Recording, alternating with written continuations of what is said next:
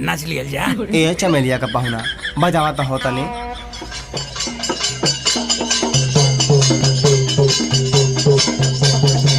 हाय दे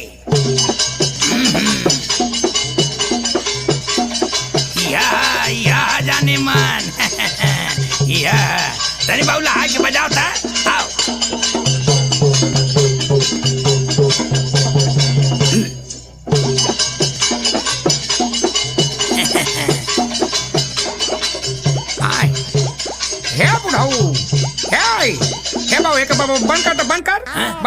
कैसन हो साड़ू भाई, कैसन बंद कर डाला गाना?